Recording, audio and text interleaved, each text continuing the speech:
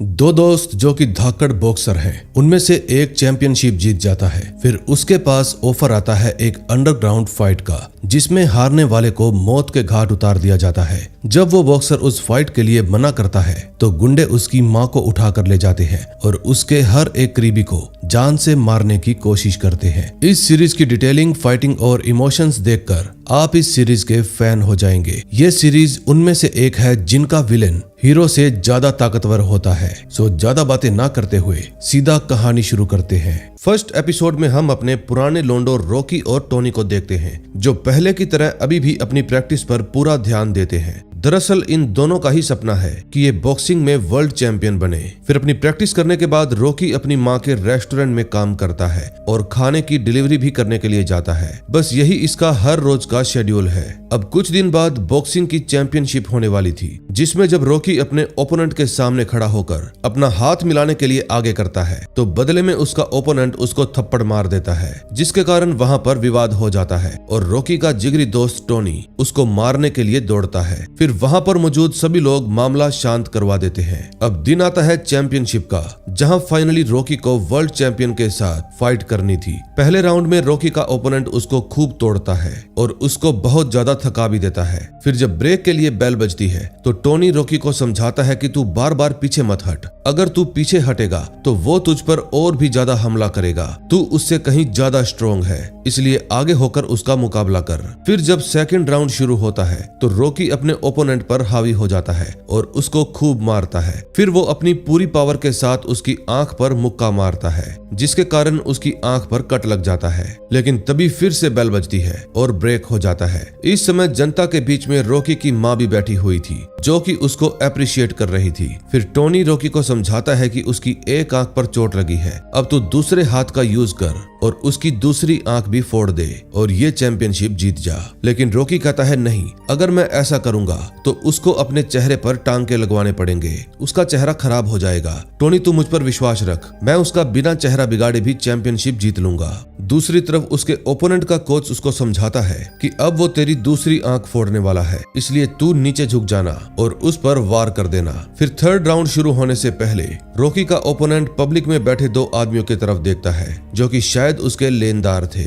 उनको देखकर उसकी टेंशन और भी बढ़ जाती है। फिर जैसे ही तीसरा राउंड शुरू होता है, रॉकी छिपकली की तरह आगे बढ़ता है और अपने ओपोनेंट आदिक बिलोव की पसली तोड़ देता है और ये चैंपियनशिप जीत लेता है। लेकिन कोई बेल्ट जीत लेने से अच्छा चैंपियन नहीं बनता, बल्कि उसका व्यवहार अच्छा होना चाहिए। फिर रॉकी आदिक के पास जाता है और पूछता है, तुम्हें ज्यादा तो नहीं लगी? आदिक कहता है, तुम अच्छे फाइटर हो और कल जो मैंने तुम्हारे साथ व्यवहार किया था उसको भूल जाना। फिर घर जाकर दोनों दोस्त एक दूसरे से काफी सारी बातें करते हैं और इमोशनल हो जाते हैं। टोनी रॉकी का शुक्रिया अदा करता है और कहता है, अगर तूने मुझे नहीं रोका होता तो आज भी मैं लोन शार्क के लिए काम कर रहा होता और चंद रुपयों के लिए लोगों को मार रहा होता। दोस्तों, पिछले सीजन में इन दोनों का पंगा लोन माफिया के साथ पड़ गया था और इन दोनों ने उसके पूरे साम्राज्य का सर्वनाश कर दिया। पिछला सीजन बहुत ही ज्यादा धमाकेदार था, एकदम वैसा जैसा आपको चाहिए। और अगर आपने अब तक उसको नहीं देखा तो उसका लिंक आपको डिस्क्रिप्शन और आई बटन में मिल जाएगा। ये सीरीज खत्म होने के बाद आप उसको भी देख लेना,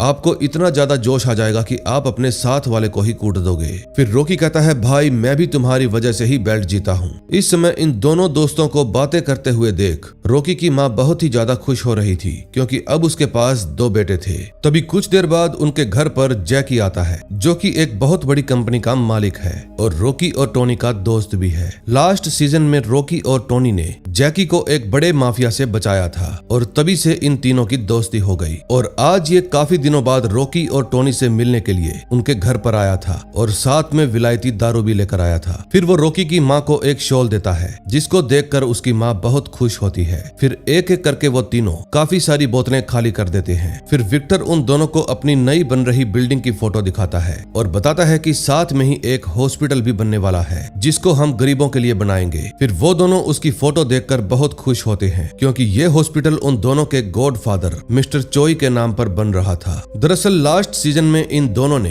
एक लोन माफिया को तबाह कर दिया था और उसके पास जितना भी सोना था वो सारा सोना इन्होंने जैकी और उसके पुलिस वाले कजन विक्टर के हवाले कर दिया था। फिर विक्टर ने उसमें से कुछ सोना इन दोनों को भी दे दिया ताकि ये अपनी आगे की लाइफ आराम से जी सके। और बचे हुए सोने को बेचकर इन लोगों ने गरीबों के लिए हॉस्पिटल खोलने के बारे में तय किया था। दूसरी तरफ आदिक के लेनदार उसको अपना कर्ज उतारने के लिए एक अंडरग्राउंड फाइट करवाने के लिए ले जा रहे थे। आदिक कहता है मेरी चोट तो ठीक हो जाने दो यार, फिर लड़ते हैं ना। लेकिन वो लोग रहम नहीं खाते। फिर जब फाइट शुरू होने से पहले आदिक अपने हाथ पर टेप बांध रहा था तो उसका लेनदार कहता है तू टेप के नीचे ये लोहे की पत्ती लगा ले, लेकिन आदिक मना कर देता है और कहता है इससे कोई मर सकता है। फिर उसका लेनदार कहता है अगर तू ये नहीं लगाएगा तो हम तेरी बेटी को मार देंगे, तुझ पर हमारा पूरा 3 बिलियन का कर्ज है। फिर आदिक को रिंग में उतार दिया जाता है क्योंकि आज इसका सामना हंटर से होने वाला था। इस मैच को ऑनलाइन दिखाया जा रहा था जिसका आंकड़ा 300 मिलियन भी पार कर लेता है। तभी कुछ ही देर में हंटर वहां पर आ जाता है और उसको देखकर आदिक कहता है तुझे तो मैं एक ही हाथ से निपटा दूंगा। फिर उन दोनों के बीच में फाइट शुरू हो जाती है। आदिक जिसको कमजोर समझ रहा था वो फाइट में उसका उस्ताद निकला।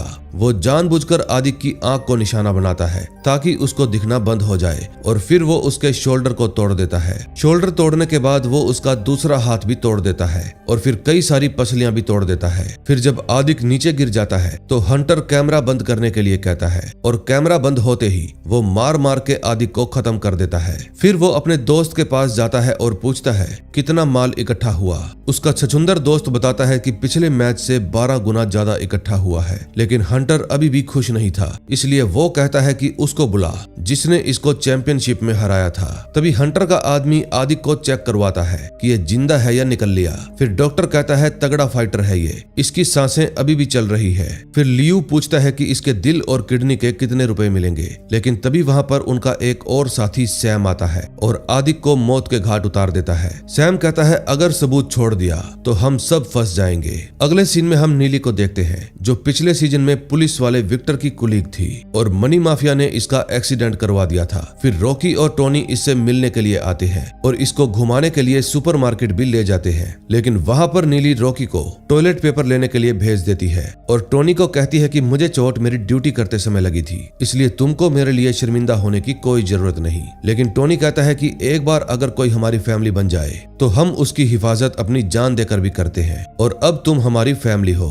इतने में रॉकी भी वहां पर आ जाता है और उन दोनों को गले लगे हुए देखकर खुश हो जाता है और कहता है मेरे पीठ पीछे ये खिचड़ी पक रही है। जिस समय ये दोनों नीली के साथ थे ठीक उसी समय हंटर और सैम रॉकी के घर पर पहुंच जाते हैं। फिर कैमरा में देखकर रॉकी की मां पूछती है कि आप लोग कौन हैं? सैम कहता है हम रॉकी के दोस्त हैं जो उसके साथ जिम करते हैं। ये बात सुनकर रॉकी की मां उन दोनों को घर के अंदर आने देती है। इस समय छछुंदर और लियू कार के अंदर ही बैठे हुए थे और घर पर नजर रखे हुए थे। तभी थोड़ी ही देर में वहां पर रॉकी और टोनी भी आ जाते हैं। उनको देखकर लियू जैम्बर ऑन कर देता है जिसके कारण आसपास में जितने भी मोबाइल थे सबकी रेंज चली जाती है। तभी जब रॉकी और टोनी घर के अंदर जाते हैं तो टोनी माँ को अंदर जाने के लिए कहता है। फिर रॉकी पूछता है तुम लोग कौन हो और यहाँ पर क्या कर रहे हो? हंटर कहता है मैं IKFC बॉक्सिंग लीग चलाता हूँ जो कि एक सीक्रेट लीग है। दुनिया भर में हमारे 4 मिलियन फॉलोअर्स हैं और अब तुम भी मेरी लीग के लिए लड़ोगे। लेकिन टोनी इशारा करके मना कर देता है और कहता है KFC के आगे आई लगाने से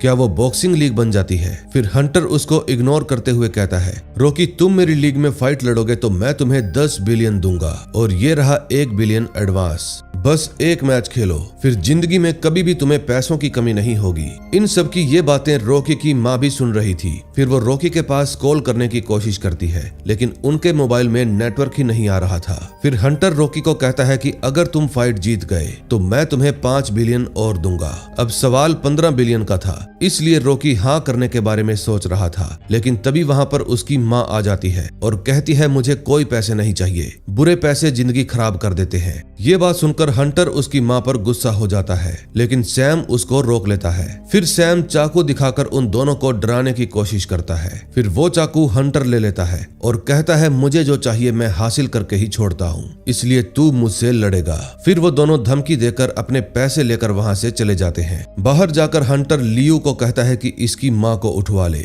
दूसरी तरफ रॉकी और टोनी बहुत ही ज्यादा टेंशन में थे, क्योंकि उनको पता था कि ये तंग करने के लिए फिर से आएगा। फिर रॉकी टोनी को बिल्लू नशेड़ी के पास कॉल करने को कहता है। अगर आप लोगों को नहीं पता कि बिल्लू नशेड़ी कौन है तो लास्ट वाला सीजन देख लेना, खुद ही पता चल जाएगा। ये साला पैसों के लिए कुछ भी कर सकता है और आज ये बॉक्सिंग एसोसिएशन के हर मेंबर की लिस्ट निकाल कर लाया था, लेकिन लिस्ट में चेक करने पर टोनी बताता है कि इसमें वो आदमी नहीं है। बिल्लू यार जल्दी से पता लगा, उसकी लीग के 4 मिलियन फॉलोअर्स हैं। ये बात सुनकर बिल्लू नशेड़ी बताता है कि अगर उसके इतने सारे फॉलोअर्स हैं तो वो कम से कम हर फाइट में 40 बिलियन वॉन कमाता होगा। फिर वहां से निकलकर टोनी कहता है अब शायद हमें अपने बाकी के भाइयों की भी हेल्प लेनी चाहिए, लेकिन रॉकी कहता है नहीं, हम उनकी जान खतरे में नहीं डालेंगे। तू भूल गया क्या, हम दोनों भाई 200 के बराबर हैं, इस मुसीबत में भी अकेले ही निपटेंगे। दूसरी तरफ लियू हंटर को बताता है कि मैंने कुछ लोगों का पता लगाया है जिनकी रॉकी और टोनी से पुरानी दुश्मनी है। इस समय वो सभी जेल में हैं। अगर हम उनको बाहर निकाल लें तो वो लोग हमारे लिए रॉकी की माँ को किडनैप कर लेंगे। फिर वो हंटर को 4 आदमियों की फोटो भी दिखाता है, जिनमें से 3 को तो हंटर रिजेक्ट कर देता है और ब्योम की फोटो दिखाकर कहता है ये आदमी काम का लग रहा है, इसको बाहर निकालो। फिर लियू बताता है कि एक सिक्योरिटी कंपनी है जो कि बंद होने की कगार पर है। उनके छटे हुए बदमाशों को पिछले कुछ महीनों से सैलरी भी नहीं मिली है। मैं तो कहता हूँ उनको भी हायर कर लेते हैं, हमारा थोड़ा बहुत खर्च जरूर होगा लेकिन यही हमारे लिए ठीक रहेगा। हंटर भी इस बात से मान जाता है। अगले सीन में हम ब्योम को देखते हैं। अब जिन भाइयों ने पिछला सीजन देखा था उनको तो पता ही होगा कि ये कौन है। दरअसल ये लोन माफिया का सबसे खूंखार आदमी था और उसका राइट हैंड भी। ये कम अकल वाला इंसान आदमियों को मारने से पहले सोचता तो बिल्कुल भी नहीं। तभी एक गार्ड आकर इसके पढ़ने के लिए एक बुक छोड़कर जाता है और बुक के अंदर इसको एक स्लिप मिलती है जिस पर लिखा हुआ था 1 बजे इस कैप्सूल को खा लेना और फिर हम तुम्हें 2 घंटे के अंदर अंदर बाहर निकाल लेंगे। दूसरी तरफ 2 अजनबी आदमी जिनकी शक्ल गुंडो जैसी थी रॉकी की माँ के रेस्टोरेंट के आसपास मंडरा रहे थे और उनको देखकर वो डर जाती है। इस समय रॉकी अपने घर पर सीसीटीवी कैमरे इंस्टॉल करवा रहा था। तभी उसके पास टोनी आता है और बताता है कि तुम्हारी चैंपियनशिप के बाद से आदिक भी गायब है, एडिक भी नहीं मिल रहा। मुझे पूरा यकीन है कि उसके गायब होने के पीछे उन लड़कों का ही हाथ है। तभी रात को टोनी के घर के बाहर 2 कारें आकर रुकती है। एक के अंदर 4 सिक्योरिटी गार्ड थे जो कि छटे हुए बदमाश थे और दूसरी कार के अंदर छछुंदर अपने आदमियों के साथ बैठा हुआ था। फिर छछुंदर अपने लैपटॉप का इस्तेमाल करके रॉकी के घर के सारे कैमरास बंद कर देता है और घर का डोर लॉक भी अनलॉक कर देता है। फिर घर का लॉक ओपन होते ही 3 बदमाश अपने चेहरे पर कपड़ा लपेटकर रॉकी के घर के अंदर जाने लगते हैं। इस समय घर में सब लोग सोए हुए थे लेकिन रॉकी जाग रहा था। फिर वो सभी गार्ड्स दबे पांव घर के अंदर चले जाते हैं और रॉकी की माँ के मुंह पर टेप लगाकर उनको उठाकर वहां से ले जाने लगते हैं, लेकिन ज्यादा हिलने के कारण वो नीचे गिर जाती है और रॉकी को पता चल जाता है। फिर रॉकी भागकर उनको देखने के लिए जाता है और उन छटे हुए बदमाशों को रोकने की कोशिश करता है, लेकिन वो लोग भी लड़ाई में तगड़े थे। इतने में टोनी भी वहां पर आ जाता है और फिर उनके बीच में फाइट होने लगती है। तभी रॉकी देखता है कि एक गुंडा उसकी माँ को लेकर नीचे जा रहा है, इसलिए वो टोनी को कहता है भाई अब सब कुछ तुम पर ही है, और ऐसा बोलकर वो खुद नीचे कूद जाता है। नीचे कूदने के कारण उसकी छाती में चोट लग जाती है, लेकिन फिर भी वो जितना हो सकता है उनका मुकाबला करने की कोशिश करता है। इतने में बाहर से एक और गुंडा आ जाता है और रॉकी को करंट लगाकर बेहोश करने की कोशिश करता है, लेकिन रॉकी उसको भी पीट देता है। अब गुंडे 3 थे और रॉकी अकेला, इसलिए वो लोग रॉकी को पकड़कर उसको शॉक दे देते हैं और बेहोश करने की कोशिश करते हैं। इतने में टोनी एक गुंडे को मार मार कर नीचे फेंक देता है और खुद रॉकी की हेल्प करने के लिए आ जाता है, लेकिन वो लोग जैसे तैसे घर से भाग जाते हैं। फिर टोनी माँ को संभालता है और रॉकी हिम्मत करके घर से बाहर जाता है और उन गुंडों की कार का पीछा करने लगता है, लेकिन काफी दूर भागने के बाद भी वो उनको पकड़ नहीं पाता। तभी देखते ही देखते वो जिस कार का पीछा कर रहा था उसमें बॉम्ब विस्फोट हो जाता है और वो सभी गुंडे मारे जाते हैं। दरअसल ये बॉम्ब सैम ने लगाया था ताकि उनके खिलाफ कोई भी सबूत ना बचे। अब नेक्स्ट एपिसोड में देखेंगे क्या होता है।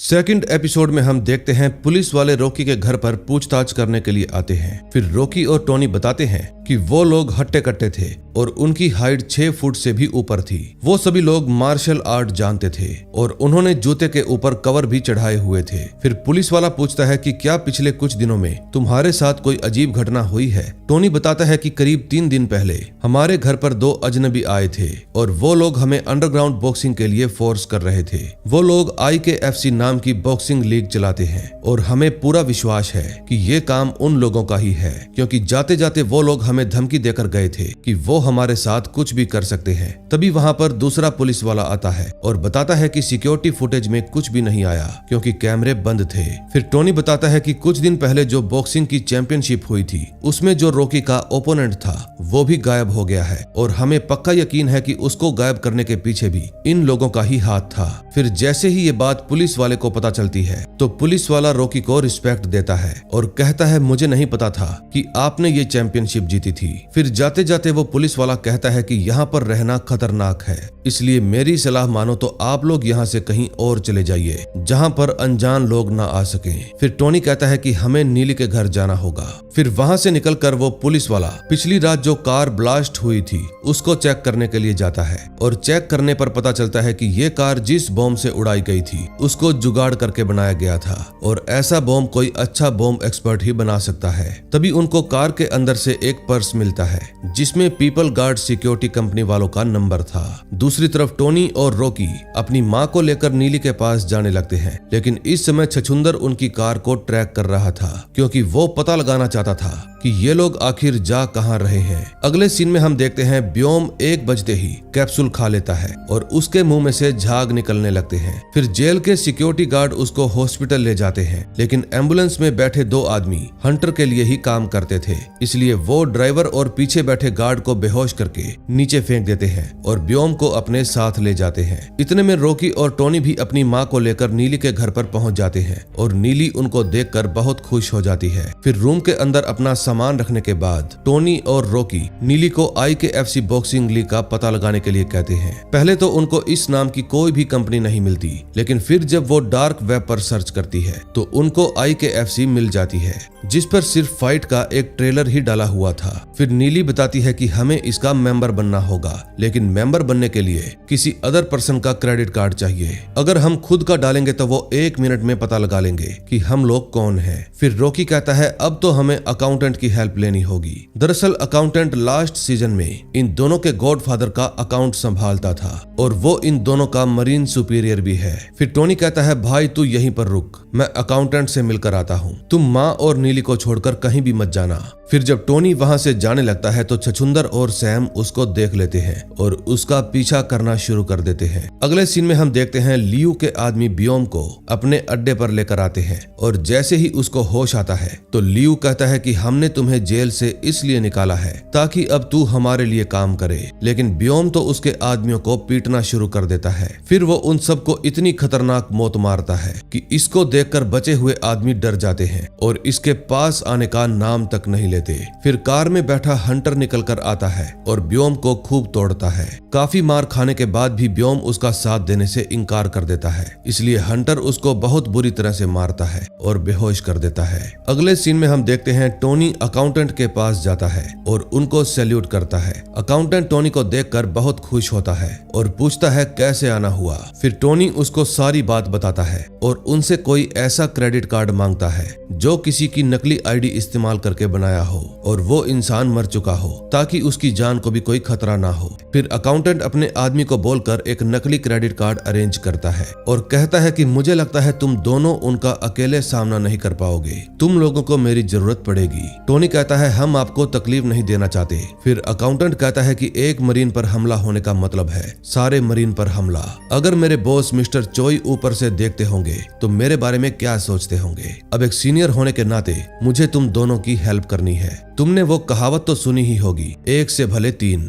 चल अब मेरी बात ध्यान से सुन, वो लोग तेरे घर पर आ सकते हैं तो यहाँ भी आ सकते हैं। अब तू नीचे जा और अपनी गाड़ी उठा और मोहल्ले के 1-2 चक्कर लगाकर वापस इसी जगह पर आ जा, जरा देखे तो कौन तेरा पीछा कर रहा है। फिर टोनी नीचे जाकर अपनी कार स्टार्ट करता है और वहाँ से निकल जाता है। उसके निकलते ही छछूंदर की कार भी उसका पीछा करने लगती है। फिर अकाउंटेंट उसकी कार का नंबर नोट करने लगता है। काफी देर चक्कर लगाने के बाद जब टोनी उसी सड़क पर वापस आता है तो वही कार अभी भी उसका पीछा कर रही थी। फिर अकाउंटेंट कहता है, टोनी एक काम कर, तू ड्राइव करता रहे और कहीं भी मत रुकना, वो लोग इस समय तेरे पीछे ही हैं और जहां इस समय रॉकी रुका हुआ है इन लोगों को वो एड्रेस भी मालूम है, इसलिए जल्दी से उसके पास फोन कर और निकलने को बोल। और जो एड्रेस मैं तुम्हें भेज रहा हूँ उन गुंडों को अपने पीछे पीछे वहाँ पर लेकर आ। फिर टोनी तुरंत रॉकी के पास फोन करता है और कहता है, जल्दी से माँ और नीली को लेकर वहाँ से कहीं और चला जा, क्योंकि वो लोग हमारा पीछा कर रहे हैं। फिर रॉकी सीधा नीली के पास जाता है और कहता है, प्लीज मुझे माफ कर देना, हम लोगों ने तुम्हें भी खतरे में डाल दिया। नीली कहती है, कोई बात नहीं, मैं अभी अपना सामान पैक करती हूँ। फिर वो विक्टर के पास फोन करता है, लेकिन फोन विक्टर का सेक्रेटरी उठाता है और कहता है, सर अभी मीटिंग में है, आप जो भी कहना चाहते हैं मुझे कह सकते हैं। फिर रॉकी कहता है, इस समय हमारी जान खतरे में है और मुझे मेरी माँ और मेरी दोस्त को सेफ रखने के लिए कोई जगह चाहिए। सेक्रेटरी कहता है, आप चिंता मत कीजिए, आप हमारी बिल्डिंग में आ जाइए, तब तक मैं सभी सिक्योरिटी गार्ड्स को चौकन्ना कर देता हूँ। फिर रॉकी कहता है कि मुझे एक तेज रफ्तार वाली बाइक भी चाहिए। सेक्रेटरी कहता है, उसका भी इंतजाम हो जाएगा सर। फिर जब रॉकी अपनी माँ और नीली को लेकर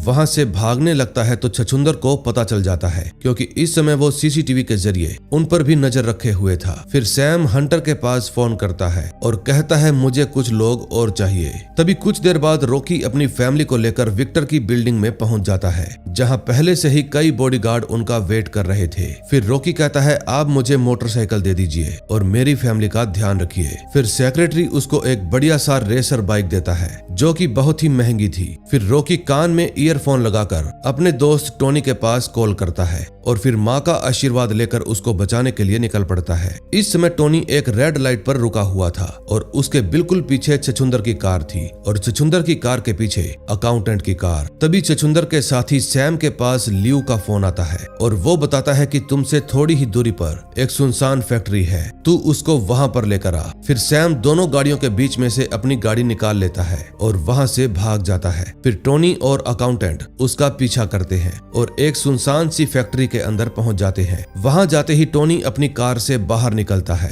और सैम भी उससे लड़ने के लिए अपनी कार से बाहर आ जाता है। सैम लड़ाई में बहुत ही तेज था, इसलिए वो अकेला ही उन दोनों पर भारी पड़ता है। फिर वो अकाउंटेंट को मार मार के लहूलुहान कर देता है, लेकिन इतने में टोनी उसको मारकर घायल कर देता है। फिर वो गुस्सा हो जाता है और अपना चाकू निकालकर उन दोनों की जान के पीछे पड़ जाता है। पहले वो अकाउंटेंट को मारने की कोशिश करता है और फिर टोनी को, लेकिन टोनी अपने हाथों से उसका चाकू पकड़ लेता है, जिसके कारण उसको चोट लग जाती है। फिर टोनी और अकाउंटेंट दोनों मिलकर उसको खूब तोड़ते हैं और मार मार कर बेहोश कर देते हैं। लेकिन इतने में वहां पर और मुसीबत आ जाती है, यानी कि हंटर के भेजे हुए और गुंडे आ जाते हैं। अब इतने सारे लोगों को देखकर वो दोनों भागने लगते हैं। फिर अकाउंटेंट टोनी को बॉक्सेस के ऊपर चढ़ा देता है, लेकिन जब खुद ऊपर चढ़ने लगता है तो वो गुंडे उसको पकड़ लेते हैं, लेकिन वो हौसला नहीं हारता और उन गुंडों से लड़ता रहता है। लड़ते लड़ते वो काफी घायल हो जाता है और अपनी जान बचाकर भागने लगता है, लेकिन भागते भागते आगे रास्ता बंद हो जाता है और वो गुंडे उसको घेर लेते हैं। फिर वो उन गुंडों का डटकर सामना करता है, लेकिन वो गुंडे उसको खूब मारते हैं और मुंह पर लात मारकर बेहोश कर देते हैं। दूसरी तरफ टोनी भी अपनी जी जान से उन गुंडों का सामना करता है, लेकिन वो गुंडे बहुत सारे थे, इसलिए टोनी को नीचे गिराकर पीटने लगते हैं और मार मार कर अधमरा कर देते हैं। अब सारा मामला खत्म होने के बाद रॉकी भी वहां पर पहुंच जाता है और देखता है कि वो गुंडे टोनी को अपने साथ लेकर जा रहे हैं। फिर अपना चैंपियन छिपकली की तरह आगे बढ़ता है और अकेले ही उन सब के साथ भिड़ जाता है। ये सब गली के छटे हुए बदमाश थे, कोई कुंफू या बॉक्सिंग सीखे हुए बंदे नहीं थे, इसलिए अपना फाइटर आसानी से इन सब को मार गिराता है। फिर वो अपने दोस्तों को संभालता है और उनको वहां से चलने के लिए कहता है। अब नेक्स्ट एपिसोड में देखेंगे क्या होता है।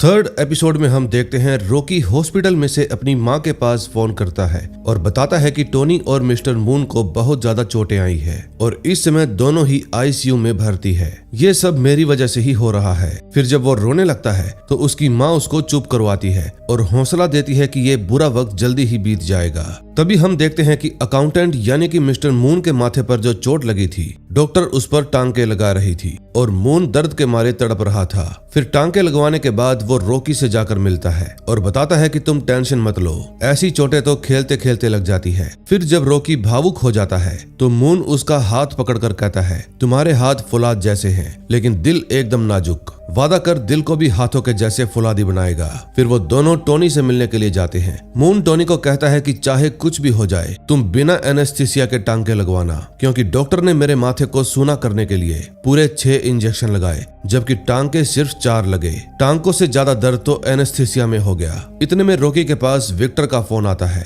जो कि क्राइम डिवीजन का सीनियर पुलिस ऑफिसर है और उस अमीर जैकी का कजन। विक्टर कहता है, चैंपियन तुम चिंता मत करो, मैं तुम्हारे साथ हूँ, जल्दी से जैकी के ऑफिस में आ जाओ। फिर रॉकी मिस्टर मून को साथ लेकर जैकी की बिल्डिंग में पहुंच जाता है और वहां जाकर उनका मून के साथ परिचय करवाता है। इस समय नीली भी वहीं पर थी। फिर बैठने के बाद विक्टर पूछता है, मिस्टर मून आप काम क्या करते हैं? फिर मून घबराते हुए बताता है कि मेरी एक छोटी सी लोन कंपनी है, लेकिन मैं लोन माफिया नहीं हूँ, मैं लोगों को परेशान नहीं करता, बस सेवा करता हूँ। लेकिन फिर भी विक्टर को उस पर विश्वास नहीं होता और वो सोचता है कि जरूर ये कोई इलीगल काम करता होगा। इसलिए विक्टर उसको वार्निंग देता है कि अगर तुमने मेरे सामने कोई भी गलत काम किया तो मुझे भी पुलिस वाला होने का फर्ज निभाना पड़ेगा। फिर विक्टर रॉकी को कहता है कि अगर कभी भी पुलिस सहायता की जरूरत हो तो सबसे पहले मुझे फोन करना ताकि मैं जल्दी एक्शन ले सकूं। तभी विक्टर का एक जरूरी फोन आ जाता है, इसलिए वो उठकर चला जाता है। फिर जैकी कहता है कि हमारा होटल अभी अंडर कंस्ट्रक्शन है, इसलिए मैं तुम्हारी माँ को मेरे दोस्त के मैरियट होटल के अंदर शिफ्ट कर दूंगा और वहाँ पर बॉडीगार्ड का भी इंतजाम कर दूंगा। फिर रॉकी उनका शुक्रिया अदा करता है। जैकी कहता है, भाई जब मैं मुसीबत में था तब तुमने भी मेरी हेल्प की थी, अब मेरे सर पर तुम्हारा कर्ज भी तो है। इतने में विक्टर वापस आता है और बताता है कि आज दोपहर को बियोम जेल से भाग गया। मुझे तो ये हमारी सोच से भी बड़ी साजिश लग रही है। दूसरी तरफ हंटर का पर्सनल डॉक्टर सैम के कान को सील रहा था, लेकिन तभी वहाँ पर हंटर आ जाता है और उसको धमकाने और मारने लगता है। हंटर कहता है, आज तो तुम रॉकी की माँ को लाने में फेल हो गए, लेकिन अगली बार फेल हुए तो मैं तुम्हारी बेटी को उठा लूंगा। अब इस बात से ये तो पता चल गया कि सैम किसी मजबूरी में ही हंटर का साथ दे रहा है। फिर वहाँ से निकलकर हंटर सीधा बियोम के पास जाता है और पूछता है कि जेल की लाइफ बढ़िया थी या फिर ये वाली, फैसला तुम्हारा है, वापस जेल जाना चाहते हो या मेरा साथ देना चाहते हो। फिर बियोम हंटर का साथ देने के लिए मान जाता है। दूसरी तरफ मिस्टर मून विक्टर को कहता है कि अगर आपकी इजाजत हो तो क्या मैं उन गुंडों का पता लगाऊं जो मुझसे और टोनी से भिड़े थे। मैं तो बस आपकी हेल्प करना चाहता हूं। लेकिन विक्टर कहता है, मैं कोई भी काम इलीगल तरीके से नहीं करता बल्कि कानूनी तरीके से करता हूं। तभी जैकी कहता है, भाई काफी देर हो गई, क्यों ना हम रॉकी की माँ को पहले दूसरे होटल में शिफ्ट कर दें। दूसरी तरफ सिक्योरिटी कंपनी का मैनेजर छछुंदर से अपने पैसे मांग रहा था। इतने में वहाँ पर हंटर और लियो भी आ जाते हैं। फिर वो आदमी लियो को कहता है, तूने पहले क्यों नहीं बताया कि हमारा सामना प्रोफेशनल बॉक्सर से होने वाला है। उन तीनों ने मेरे 20 आदमियों को कुत्ते जैसे पीटा, ये देख मेरे थोबड़े का क्या हाल कर दिया, मुझे अभी की अभी पैसे चाहिए। ये बात सुनकर हंटर को गुस्सा आ जाता है और वो उस आदमी को खूब मारता है। फिर वो उसको घसीट कर बाथरूम में लेकर जाता है और बाथटब के साथ उसका मुंह लगाकर पीछे से जोर से लात मारता है और उसको खत्म कर देता है। फिर हंटर लियो को कहता है, जल्दी से ये कचरा साफ करवाओ और बाकी के लोगों को बुलाओ। दूसरी तरफ जैकी नीली और रॉकी की मॉम को मैरियट होटल के सबसे सेफ रूम के अंदर शिफ्ट करवा देता है और उनको कुछ सिक्योरिटी गार्ड से भी मिलवाता है जो कि अब दिन रात रॉकी की मॉम की निगरानी करने वाले थे। रॉकी और टोनी को भी उनके साथ वाला रूम ही दिया जाता है। फिर कुछ देर बाद वहाँ पर हॉस्पिटल से छुट्टी लेकर टोनी भी पहुंच जाता है और दोनों दोस्त एक दूसरे से मिलकर इमोशनल हो जाते हैं। दूसरी तरफ मिस्टर मून जब अपने ऑफिस में पहुंचते हैं तो उनके ऑफिस में काम करने वाला लड़का गुल्लू जिन उनको बताता है कि एक गैंग है 1999 में जन्मे लड़कों का। उस गैंग के लड़के ब्रिटिश ऑफ रोड व्हीकल चलाते हैं। मून कहता है, हाँ वही थे जिन्होंने हमें पीटा था। फिर गुल्लू जिन कहता है कि मैंने उनका एड्रेस भी पता कर लिया है। दूसरी तरफ हंटर अपने आदमियों के साथ एक मीटिंग करता है और एक बार फिर से सैम को डांटता है कि अब तू कैसे पता लगाएगा कि रॉकी कहाँ है। तभी ब्योम कहता है कि वो लिल कंपनी के मालिक जैकी का दोस्त है, जरूर उसी ने रॉकी को छुपाया होगा। फिर हंटर लियो को कहता है कि जाकर ढूंढ कर लाओ उसे और अब की बार पैसे नहीं दूंगा, अपनी जेब से खर्च कर। तभी छछुंदर बताता है कि आपके लास्ट मैच को देखकर कोई हमारी कंपनी में इन्वेस्ट करना चाहता है। अगर आप रॉकी के साथ एक मैच खेल लें तो इस डील को कोई नहीं रोक सकता और हमें अच्छे दाम मिलेंगे। फिर हंटर सभी को कहता है जल्दी से उसको ढूंढ कर लाओ। तभी लियू के पास एक पुलिस वाले का फोन आता है और वो बताता है कि कल एक डिटेक्टिव क्राइम यूनिट के एक सीनियर इंस्पेक्टर से मिलने जा रहा है, शायद आप लोगों के ही सिलसिले में। दूसरी तरफ नीली रॉकी और टोनी के साथ बैठकर नकली क्रेडिट कार्ड यूज करके IKFC बॉक्सिंग लीग की मेंबर बन जाती है। साइट खोलते ही उनको वहां पर रॉकी की तस्वीर मिलती है जो कि खून से लथपथ थी। नीली बताती है कि उन लोगों ने AI का यूज करके तुम्हारी फोटो बनाई है और तुमसे बिना पूछे उन्होंने तुम्हारा टूर्नामेंट भी फिक्स कर दिया है, यानी अगर तुम जीतते रहोगे तो आगे आगे और बंदों से लड़ते रहोगे। तभी उनको हंटर और एडिक की फाइट भी दिख जाती है। अब इससे पहले कि ये लोग कुछ और कर पाते, नीली के लैपटॉप में वायरस आ जाता है क्योंकि छछुंदर को पता चल गया था कि इस समय रॉकी और टोनी ने मेंबरशिप ली है। फिर देखते ही देखते उसका लैपटॉप पूरा वायरस से भर जाता है और उनको वो लैपटॉप बंद करना पड़ता है। तभी कुछ देर बाद उनसे मिलने के लिए मून आता है और उनसे आगे के प्लान के बारे में डिस्कस करता है। फिर रॉकी बताता है कि मैं विक्टर के साथ एक डिटेक्टिव को मिलने जा रहा हूँ। फिर मून टोनी को अपने साथ चलने के लिए कहता है। टोनी कहता है भाई मेरे हाथ में चोट लगी है, मुझे आराम करना है। फिर मून भी हाथ टूटने की एक्टिंग करने लगता है और कहता है देख मेरा सिर भी फटा है, हाथ भी टूटा है, फिर भी मैं काम कर रहा हूँ और तू बहाना बनाता है। फिर टोनी उसके साथ जाने के लिए मान जाता है। कुछ ही देर में वो तीनों 99 गैंग के अड्डे के सामने एक रेस्टोरेंट में जाकर बैठ जाते हैं और 99 गैंग के सदस्य के आने का इंतजार करते हैं। फिर जैसे ही वहां पर गैंग का एक मेंबर आता है तो वो तीनों उसका पीछा करने लगते हैं। गैंग मेंबर एक जिम के अंदर घुस जाता है। फिर मून भी अंदर घुस जाता है और कहता है कि मैं यहाँ जिम की मेंबरशिप लेने आया हूँ। लेकिन इस समय जिम के अंदर जितने भी मस्टुंडे थे वो सभी वही कल वाले लौंडे थे जिनको रॉकी ने बुरी तरह से पीटा था। फिर वो सभी मून और टोनी को पकड़ने के लिए पीछे पड़ जाते हैं। वो तीनों अपनी जान बचाकर भागते हैं लेकिन वो गुंडे उन तीनों को घेर लेते हैं और उनकी धुलाई करने लगते हैं। तभी एक लड़की पुलिस को फोन कर देती है कि यहाँ पर झगड़ा हुआ है और कुछ ही देर में वहाँ पर पुलिस आ जाती है और सभी को पकड़कर स्टेशन ले जाती है। दूसरी तरफ विक्टर और रॉकी एक रेस्टोरेंट में बैठकर डिटेक्टिव का इंतजार कर रहे थे। तभी उनको डिटेक्टिव आता हुआ दिख जाता है लेकिन अचानक से कोई उसके पेट में चाकू मार देता है। फिर रॉकी और विक्टर डिटेक्टिव की जान बचाने के लिए भागते हैं। विक्टर कहता है तुम जाकर उस हुडी वाले को पकड़ो, उसने अभी अभी चाकू फेंका है। फिर रॉकी भागकर उसके पीछे पड़ जाता है और वो भी अपनी जान बचाने के लिए तेज तेज भागने लगता है। फिर वो दोनों चूहा बिल्ली की तरह भागते भागते एक बिल्डिंग की पार्किंग में घुस जाते हैं और छत पर पहुंच जाते हैं। लेकिन वो गुंडा दूसरी छत पर छलांग लगाकर वहां से भाग निकलता है और रॉकी उसको पकड़ नहीं पाता। तभी उसके पास विक्टर का मैसेज आता है कि मैं डिटेक्टिव को बचा नहीं पाया। अब ये न्यूज पढ़कर रॉकी रोने लगता है क्योंकि उसकी वजह से ही एक जान चली गई। लेकिन तभी रॉकी के पास टोनी का फोन आता है और वो उसे पुलिस स्टेशन आने को कहता है। फिर रॉकी विक्टर को साथ लेकर पुलिस स्टेशन पहुंच जाता है और फिर विक्टर पुलिस स्टेशन के इंचार्ज से मिलकर अपने तीनों आदमियों को छुड़वा लेता है, जिसके कारण बाकी के गुंडे गुस्सा हो जाते हैं। उनमें से एक मोटू कुछ ज्यादा ही बोल रहा था। फिर विक्टर कहता है अब ये केस मेरे हाथ में है, अगर तू एक भी शब्द और बोला तो मैं तुम्हारा चेहरा पब्लिक कर दूंगा और तुमने जिन जिन को भी मारा है उन सब की रिपोर्ट दर्ज करूंगा। फिर तुम्हारी फैमिली का घर से बाहर निकलना मुश्किल हो जाएगा। अब अच्छे बच्चे बनकर बैठ जाओ। फिर बाहर जाकर विक्टर मून को डांटने लगता है और कहता है मैंने मना किया था ना, मुझसे पूछे बिना कुछ भी मत करना। हेल्प करने की बजाय तुमने मेरा काम बढ़ा दिया। तुम्हारा एक गलत स्टेप मेरी मेहनत बर्बाद कर देगा। फिर मून कहता है सीनियर होने के नाते मैं इन दोनों बच्चों की हेल्प करने आया हूँ जैसे आप कर रहे हैं, प्लीज मुझे भी हेल्प करने दीजिए। अगर बुरे लोगों को पकड़ने के लिए बुरा रास्ता अपनाना पड़े तो उसको बुरा नहीं माना जाता। फिर काफी सोचने के बाद विक्टर कहता है अगर तुम हेल्प करना ही चाहते हो तो आज रात उस मोटू का पीछा करो और उसकी जुबान खुलवाओ। फिर मून अपने चेले को साथ लेकर उस मोटू पर नजर रखने लगता है। शाम को वो पहलवान एक मसाज पार्लर में जाता है और पीछे पीछे मून और उसका चेला भी पहुंच जाते हैं। वहां रिसेप्शन पर जो लड़की बैठी थी उसने मून की कंपनी से कुछ पैसे ब्याज पर ले रखे थे, इसलिए मून उसको अपनी हेल्प करने के बदले कुछ ब्याज माफ करने को कहता है और सीधा मोटू के पास पहुंच जाता है। वहां जाते ही वो दोनों हथकड़ी से उसके हाथ बांध देते हैं और फिर गुल्लू जिन उसके ऊपर चढ़ जाता है और पैर से उसकी गर्दन दबोच लेता है। फिर मून के हाथ में जो डंडा था वो उसको मोटू के पिछवाड़े में डाल देता है और कहता है अब अगर तूने मेरे सवालों का जवाब नहीं दिया तो इसको और अंदर डालकर घुमा दूंगा।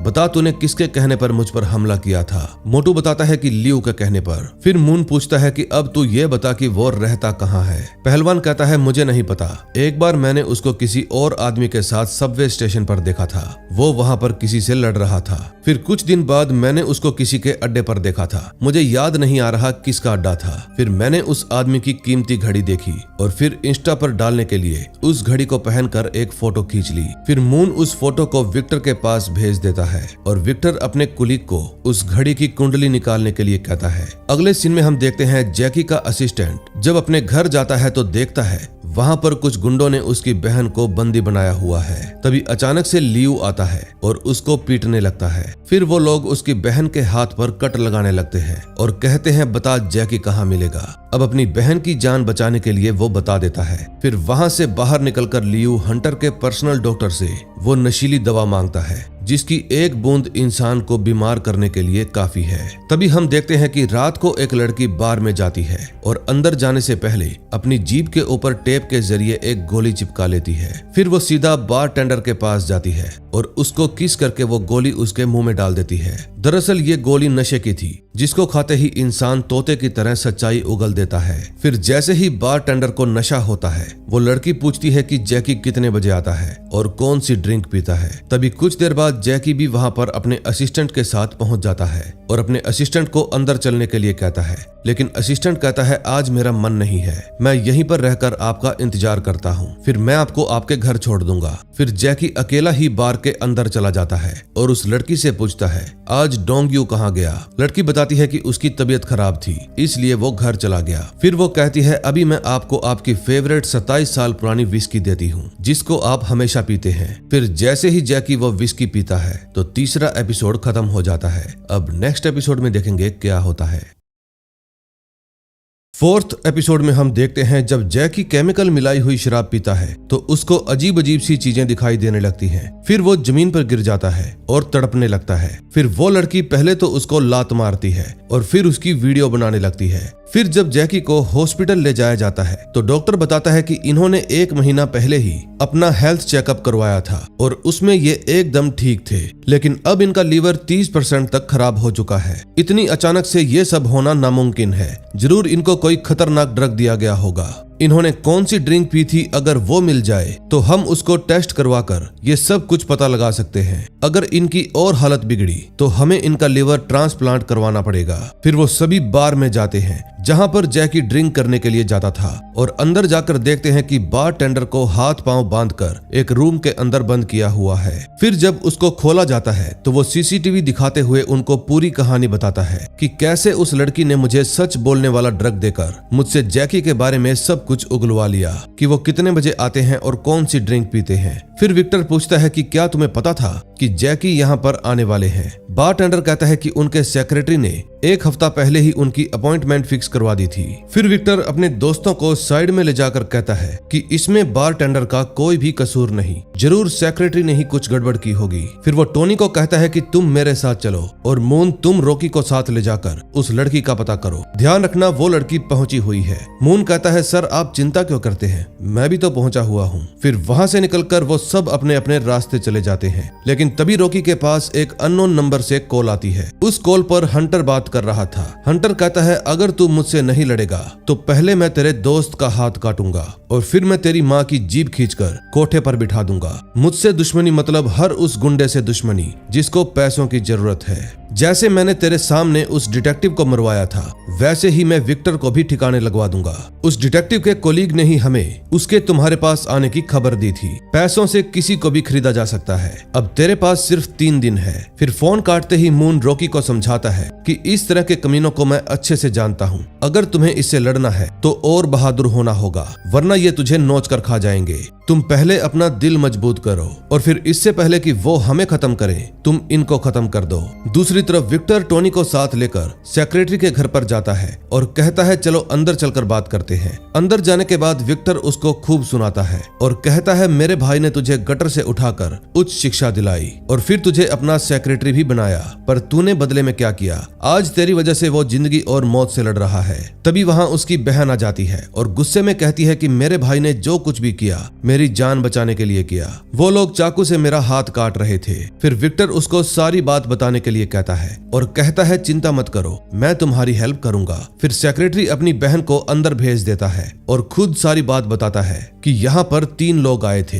एक हट्टा कट्टा और लड़ाई में माहिर था, दूसरा बातों में फंसाने में बहुत ज्यादा तेज था और तीसरा जिसने मेरी बहन का हाथ काटा वो कोई नशेड़ी टाइप का लग रहा था। उसके आगे के बाल उड़े हुए थे। वो तीनों ही एक दूसरे से बात नहीं कर रहे थे लेकिन अपना काम मिलकर कर रहे थे। उन्होंने मुझसे ये भी उगलवा लिया कि रॉकी और टोनी कहाँ पर रह रहे हैं। फिर वो माफी मांगकर रोने लगता है। विक्टर कहता है तुम चिंता मत करो, मैं तुम्हारे घर के बाहर सिक्योरिटी लगवा देता हूँ। अगर तुम्हारी जगह पर मैं होता तो मैं भी यही करता। इतने में मून भी रॉकी को लेकर एक बार में पहुंच जाता है। मून को अच्छे से पता था कि सच उगलवाने वाली दवा कौन से बार में मिलती है, इसलिए वो सीधा वहीं पर पहुंच जाता है। फिर इस बार में मून को एक लौंडा मिलता है जिसने उससे कुछ पैसे भी उधार लिए हुए थे। फिर मून उसको एकांत में चलने के लिए कहता है और रॉकी को भी साथ चलने के लिए कहता है, वरना यहाँ पर मौजूद लौंडे उसको लूट लेंगे। फिर कमरे में ले जाकर मून उसको एक लड़की की फोटो दिखाता है और पूछता है कि क्या तुम इस लड़की को जानते हो? लौंडा कहता है लड़की की शक्ल साफ नहीं दिख रही,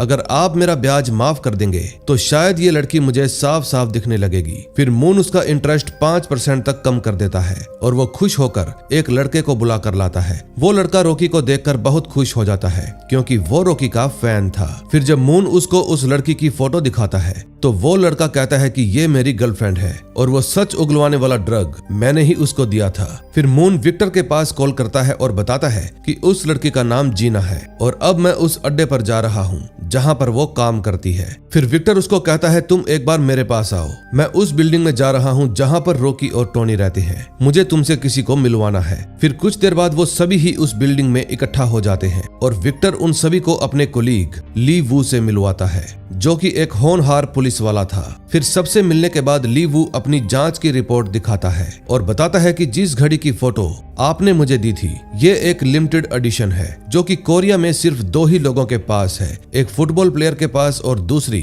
farmer special force officer Sam के पास। सैम की फोटो देखते ही टोनी कहता है इसी ने मुझसे लड़ाई की थी। फिर लीवू बताता है कि ये बॉम्ब बनाने में माहिर है। आर्मी वाले कहते हैं कि इसके पास तेज दिमाग और हाथों का हुनर है, लेकिन अप्रैल 2020 में इसको आर्मी से निकाल दिया गया। इसकी एक बेटी और माँ भी है। रिकॉर्ड्स के मुताबिक ये पिछले साल थाईलैंड में गया था और कभी भी वापस नहीं लौटा, लेकिन शायद ये नकली पासपोर्ट की हेल्प से वापस आ गया होगा। फिर विक्टर कागज पर सभी को समझाता है कि हंटर के साथ कितने लड़के काम करते होंगे और उन सब का क्या क्या काम होगा। तभी रॉकी बताता है कि मेरे पास हंटर का फोन आया था और वो मुझे धमकी दे रहा था कि अगर मैं उसके साथ नहीं लड़ा तो वो मेरे हर करीबी को खत्म कर देगा। उसने मुझे ये भी बताया कि जो डिटेक्टिव हमारे सामने मारा था उसकी खबर उसके ही साथी ने दी थी। फिर विक्टर उन सबको अपनी अपनी ड्यूटी समझाता है कि मून और रॉकी उस लड़की को ढूंढेंगे, लीवू सीसीटीवी फुटेज से डिटेक्टिव को मारने वाले को ढूंढेगा, टोनी तुम मेरे साथ सैम की माँ से मिलने चलोगे और नीली तुम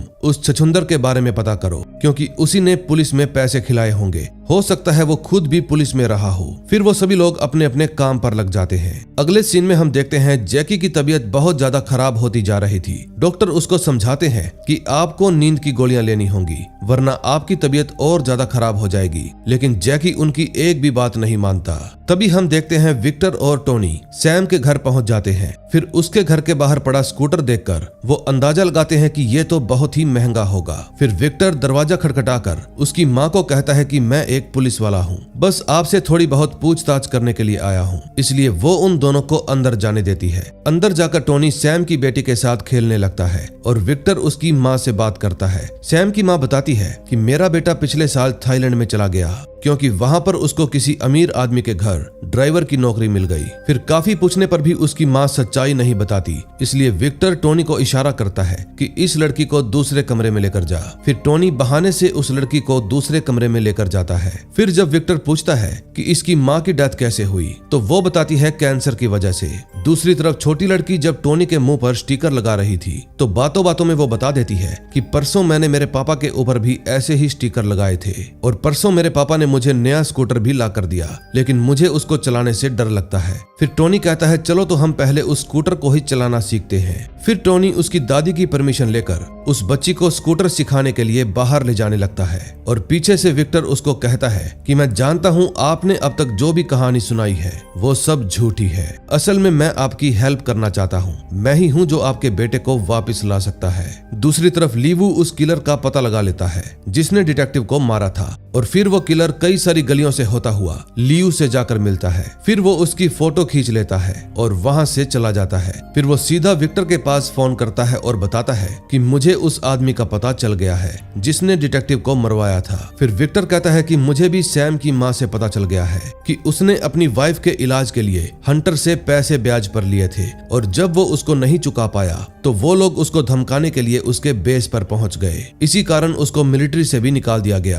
तब से लेकर अब तक वो हंटर के लिए ही काम करता है। फिर विक्टर कहता है कि मैं इससे मिलना चाहता हूँ क्योंकि मुझे लगता है कि हम इसको अपनी तरफ कर सकते हैं। तभी उसके पास जैकी का फोन आता है। जैकी की आवाज सुनकर विक्टर बहुत खुश होता है। फिर जैकी कहता है भाई एक बार मैं ठीक हो जाऊं फिर आप देखना मैं क्या करूंगा, लेकिन विक्टर उसकी बातों पर ज्यादा ध्यान नहीं देता और कहता है भाई तुम जल्दी से ठीक हो जाओ। अगले सीन में हम देखते हैं मून और रॉकी जीना के बॉयफ्रेंड शू जून को साथ लेकर उस जगह पर पहुंच जाते हैं जहां पर जीना काम किया करती थी। शू जून कहता है कि वहां पर बहुत खतरा है क्योंकि अक्सर वहां के क्लाइंट्स अपने साथ कुल्हाड़ी और चाकू लेकर आते हैं। इतने में वहां पर विक्टर भी आ जाता है और सबको प्लान समझाता है कि 2 लोग ऊपर जाएंगे और 2 लोग नीचे रहकर उसका इंतजार करेंगे। फिर मिस्टर मून और रॉकी 7वीं मंजिल पर उस अड्डे पर पहुंच जाते हैं और वहां पर जाते ही सिक्योरिटी गार्ड को सुला देते हैं। फिर जब वो अंदर पहुंचते हैं तो जीना उसको देखते ही समझ जाती है कि ये लोग उसको ही पकड़ने के लिए आए हैं, इसलिए वो अलार्म ऑन करके चिल्लाती है कि पुलिस आ गई। तभी देखते ही देखते वहां पर चाकू और कुल्हाड़ी लिए कई सारे गुंडे आ जाते हैं और वो लड़की खुद बाहर बनी सीढ़ियों से नीचे भाग जाती है। अब वहां पर काफी घमासान लड़ाई होती है और अपना हीरो रॉकी बहुत सारे बंदों को अकेले ही सुला देता है। फिर सभी बंदों को ठिकाने लगाने के बाद वो दोनों नीचे जाने लगते हैं। दूसरी तरफ वो लड़की जब जैसे ही नीचे पहुंचती है तो अपनी विग उतार कर फेंक देती है, लेकिन जब वो जाने लगती है तो वहां पर टोनी आ जाता है और उसको एक ही फटके में बेहोश कर देता है। फिर उसका फोन लेने के बाद विक्टर नीली को फोन करता है। नीली कहती है मैं आपके पास एक QR कोड भेज रही हूँ, आप इसके फोन से उसको स्कैन कीजिए, फिर वो फोन हैक हो जाएगा। फिर कोड स्कैन करने के बाद जैसे ही फोन हैक होता है फिर नीली उसकी सारी चैट पढ़ लेती है और बताती है कि आज ये उससे मिली थी जिसने इसको जैकी की ड्रिंक में दवा मिलाने का काम दिया था। ये उससे द एंट्रा होटल के 2nd फ्लोर पर बने बार में मिलने गई थी, वो भी 11 बजे। फिर विक्टर कहता है हो सकता है वो अभी भी उसी होटल में रुका हो, तुम रिसेप्शन पर फोन करो और हो सके तो उसका रूम नंबर पता करो। फिर रिसेप्शन पर फोन करने पर पता चलता है कि वो काफी दिनों से उसी होटल में रुका हुआ है, लेकिन फोन काटने के बाद रिसेप्शनिस्ट अंदर जाती है और हंटर के पास फोन कर देती है। दूसरी तरफ अब से 5 मिनट पहले हंटर और छछुंदर अपने बॉक्सिंग क्लब के खरीदार से बात कर रहे थे। खरीदार साफ साफ कह देता है कि आप लोग अपने बिजनेस को और प्रॉफिटेबल बनाओ, फिर मैं आपके 51% शेयर खरीद लूंगा पूरे $400 मिलियन में। फिर फोन काटने के बाद छछुंदर कहता है कि हमें रॉकी को फाइट के लिए मनाना ही होगा, इससे हमें बहुत ज्यादा मुनाफा होगा। तभी हंटर के पास रिसेप्शनिस्ट का फोन आता है और वो बताती है कि पुलिस को होटल के बारे में पता चल गया। तभी कुछ ही देर में विक्टर बहुत सारे पुलिस वालों को लेकर उस होटल में पहुंच जाता है और जैसे ही वो लोग रूम नंबर 401 में पहुंचते हैं तो उनको वहां पर कोई भी नहीं मिलता। तभी विक्टर की नजर एक पोर्ट पर पड़ती है जिसके अंदर बॉम्ब रखा हुआ था और फिर वो चिल्लाकर कहता है जल्दी से सब लोग बाहर निकलो। लेकिन इतने में सैम अपने मोबाइल से एक नंबर डायल करता है और वहां पर एक जोरदार धमाका हो जाता है। इस समय रॉकी विक्टर की कार में बैठा हुआ था। तभी उसके पास फिर से हंटर का फोन आता है और कहता है कि मैंने ही उन सब की जान ली है, मैंने तुम्हें कहा था ना कि एक बार मुझसे फाइट कर लो, अब देख लिया अंजाम, अगला नंबर तेरे दोस्त का होगा। अब ये बात सुनकर रॉकी गुस्से से भर जाता है और कहता है बता कहाँ आना है। फिर हंटर कहता है अगले फोन पर बताऊंगा। अब नेक्स्ट एपिसोड में देखेंगे क्या होता है। अब हम कल की वीडियो में देखेंगे कि क्या रॉकी हंटर के साथ फाइट करेगा या फिर हंटर अब की बार किसी और की जान लेगा। बस जाते जाते सब्सक्राइब करके बेल आइकॉन दबा देना ताकि जैसे ही कल वीडियो अपलोड हो आपके पास नोटिफिकेशन आ जाए।